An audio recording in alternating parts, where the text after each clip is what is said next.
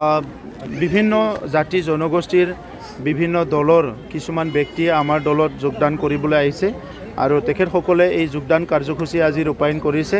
ইয়াত আহিবলৈ পাই মই দেখিছোঁ যে ইয়াত বিভিন্ন জাতি জনগোষ্ঠীৰ লোকসকল আহিছে আৰু আমি উৎসাহিত হৈছোঁ। কাৰণটো হৈছে UPPLে 2015 চনত যিটো এটা চিন্তা লৈ পেলাই এটা ৰাজনৈতিক দল হিচাপে গঠন কৰিছে আৰু ৰাইজৰ মাজত আহিছিলে, সেই উদ্দেশ্যটো আজি সফল হোৱা দেখিবলৈ পাইছোঁ।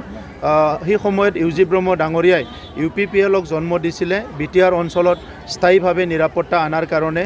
হত্যা হিংসাৰ পৰিৱেশবিলাক পৰিৱৰ্তন কৰি সকলো জাতি জনগোষ্ঠীৰ মাজত সমন্বয় গঢ়াৰ এটা চিন্তা লৈ UPPL দলটো তেখেতে গঠন কৰিছিলে।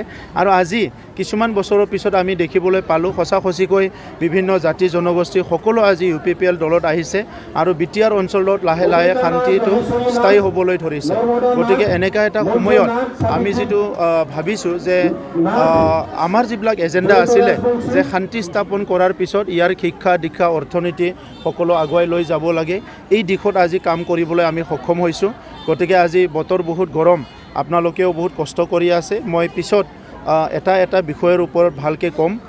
মূলতঃ গড়েশ্বৰ অঞ্চলৰ উন্নয়নৰ কাৰণে আমি বহুতখিনি চিন্তা চৰ্চা কৰিছোঁ আৰু যোৱা কেইদিনমান আগত MCLA ডাঙৰীয়া কোৱা হিচাপে ইয়াত আমি 5 কোটি টকাৰ এটা ষ্টেডিয়াম নিৰ্মাণ কৰিবলৈ গৈ আছোঁ। কলেজৰ উন্নতিকৰণ, স্কুলবিলাকৰ উন্নতিকৰণৰ কামবিলাক চলি আছে, ৰাস্তা ঘাটৰ উন্নতিকৰণৰ কাম চলি আছে। গড়েশ্বৰ তামোলপুৰ সংযোজন যিটো পথ আছে তাত মানে পুনৰ পুথিমাৰীত আৰু এটা দলং নিৰ্মাণৰ কাৰণে প্ৰস্তাৱ ইতিমধ্যে দিয়া হৈছে, সেইটোও মই অতি শীঘ্ৰে নিৰ্মাণ হ'ব বুলি আশা কৰিছোঁ।